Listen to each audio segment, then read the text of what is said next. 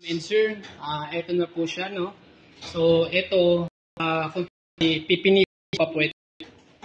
Ito po kasi dito na hindi ko pa nalido yung pintura, ayan.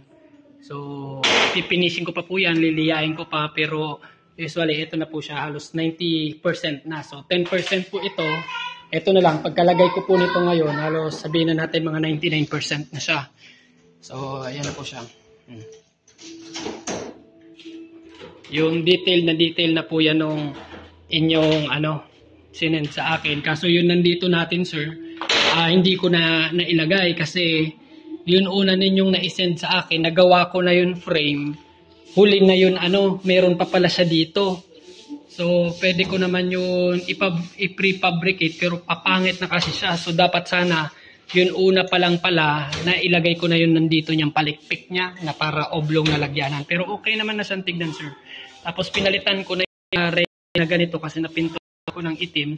Pinalitan ko ng mga malaki para siya, para may accent po siya. Yan. Yan. So, yan na po siya.